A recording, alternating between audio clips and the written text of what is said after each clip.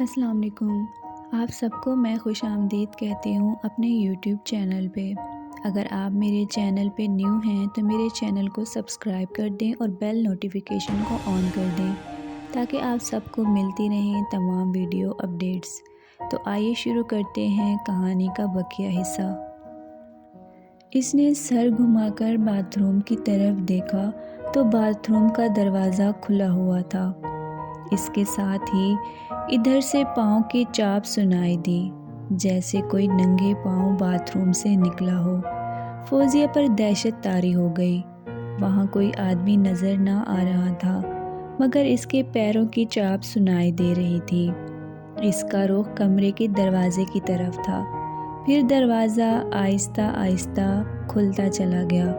قدموں کی چاپ کمرے سے باہر چلی گئی۔ خوف کے باوجود فوزیہ کو یہ تجسس ہوا کہ قدموں کی چاپ کس طرف جائے گی۔ وہ بستر سے اتر کر دروازے پر آئی اور باہر جھانکا تو وہاں کوئی نہ تھا۔ پھر اس نے اسٹور کی طرف دیکھا تو اسے حیرت کا ایک جھٹکا لگا۔ اسٹور کا دروازہ کھلا ہوا تھا۔ اسٹور میں اندھیرا تھا۔ وہ پلٹ کر اپنے سرہانے کی میز کی طرف آئی جس پر موم بتی اور ماچس پڑی تھی، لیکن جیسے ہی اس نے موم بتی اٹھائی، زوردار آواز کے ساتھ باتھ روم کا دروازہ بند ہو گیا اور فوزیہ خوف کی شدت سے اپنی جگہ ساکت ہو گئی۔ اس کا دل تیزی سے دھک دھک کر رہا تھا اور جسم لرز رہا تھا۔ اس نے اپنے باپ کو آواز دینے کے لیے منہ کھولا، مگر اس کے منہ سے آواز نہ نکل سکی۔ گلا خشک ہو گیا تھا اور زبان تالو سے چپک گئی تھی۔ دوسرے ہی لمحے وہ لڑکھڑائی اور میز کے پاس ہی فرش پر گرتی چلی گئی۔ اس کے بعد اسے کچھ ہوش نہ رہا، مگر صبح جب اس کی آنکھ کھلی تو وہ اپنے بستر پر دراز تھی۔ اسے رات کا واقعہ یاد آیا تو وہ خوف زدہ ہو گئی۔ اس کے ذہن میں سوال ابھرا کہ کیا اس نے کوئی خواب دیکھا تھا؟ تھوڑی دیر بعد اس کی ماں اسے ناشتے کے لیے جگانے آئی تو فوزیہ نے اس سے رات کے واقعات کا ذکر نہ کیا کہ کہیں اس کی اماں خوف زدہ نہ ہو جائیں۔ فوزیہ اگرچہ خوف میں مبتلا تھی، لیکن اس نے طے کر لیا کہ اس راز کو حل کر کے رہے گی۔ چنانچہ اگلی رات اس نے باورچی خانے سے سبزی کاٹنے والی چھری اٹھا کر اپنے تکیے کے نیچے رکھ لی اور پھر 10 بجے تک پڑھتی رہی۔ پھر بستر پر لیٹ کر غسل خانے کی طرف دیکھنے لگی۔ تھوڑی ہی دیر گزری تھی کہ غسل خانے سے عجیب سی آواز آنے لگی اور فوزیہ سہم گئی۔ وہ آواز ایسی تھی جیسے کسی بکرے کو ذبح کیا جا رہا ہو اور اس کے منہ سے خرخراہٹیں نکل رہی ہوں۔ چند لمحوں بعد وہ آواز بند ہو گئی اور باتھ روم کے دروازے کے نیچے سے خون باہر آنے لگا، لیکن اس مرتبہ بھی خون ایک موٹی لکیر کی صورت میں تھا اور وہ دیوار کے ساتھ ساتھ کونے کی طرف بڑھ رہا تھا۔ جیسے ہی خون کونے تک پہنچا، باتھ روم کا دروازہ کھل گیا۔ فوزیہ نے تیزی سے باتھ روم کی طرف دیکھا اور خوف سے اس کی چیخ نکل گئی۔ باتھ روم کے فرش پر کوئی انسانی جسم پڑا تھا۔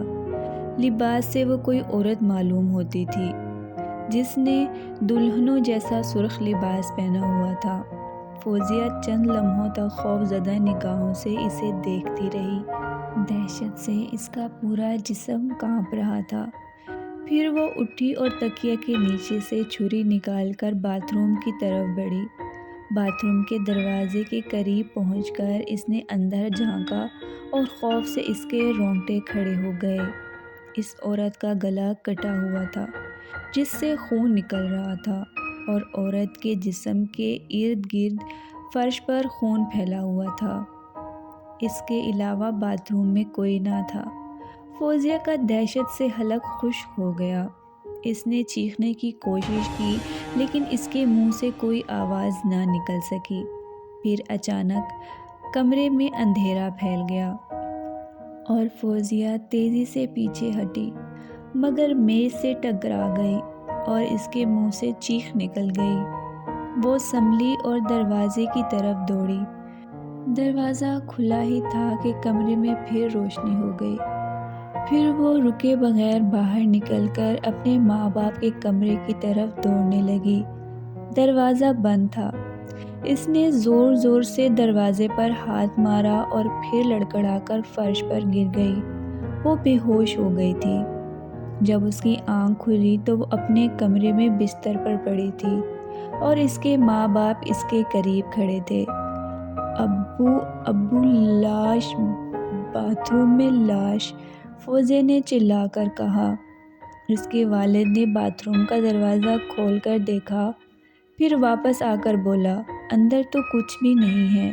نہیں ابو، میں نے خود دیکھی ہے، کسی نو بہاتہ دلہن کی لاش۔ اسے کسی نے گلا کاٹ کر ہلاک کیا تھا۔ میں نے اٹھ کر خود دیکھا کہ وہ خون میں لت پت پڑی تھی۔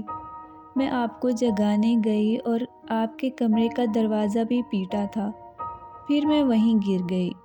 کیا آپ مجھے وہاں سے اٹھا کر یہاں لائے ہیں؟ نہیں بیٹی، تم تو یہیں بستر پر سو رہی تھی اور تمہاری ماں تمہیں ناشتے کے لیے جگانے آئی تو تم بیدار نہ ہوئی، تب مجھے آنا پڑا، اس کے والد نے کہا۔ اسے ڈراونے خواب آتے ہیں، آئندہ کچھ اسے تنہا نہیں سونے دوں گی، اسے ساتھ سلاؤں گی، اس کی ماں نے کہا۔ تم اسے کسی عامل کے پاس لے جاؤ، وہی بتائے گا اور خوف دور کرنے کا کوئی تعویذ بھی دے گا، اس کے باپ نے کہا۔ ناشتے کے بعد اس کی اماں اسے مولوی صاحب کے گھر لے گئیں، جو محلہ کی مسجد کے امام تھے۔ انہوں نے فوزیہ پر دم درود کیا۔ بہتر ہے کہ آپ لوگ گھر تبدیل کر لیں۔ اس گھر میں کوئی آسیب ہے جو چاہتا ہے کہ آپ لوگ وہاں نہ رہیں، مولوی صاحب نے مشورہ دیا۔ کس قسم کا آسیب ہے مولوی صاحب؟ فوزیہ کی ماں نے حیران ہو کر پوچھا۔ سنا ہے تقریباً 20 برس پہلے یہ ساری بستی قبرستان ہوا کرتی تھی۔ جنات بھی اکثر ویران جگہوں پر اور قبرستانوں میں گھر بناتے ہیں، لیکن نہ وہ خود کسی کو نظر آتے ہیں اور نہ ان کے گھر۔ ہو سکتا ہے آپ کا مکان بننے سے پہلے وہاں کسی جن کا ٹھکانہ ہو، مولوی صاحب نے کہا۔ تو گھر آ کر فوزیہ کی ماں نے شوہر کو فون کر کر ساری صورتحال بتائی۔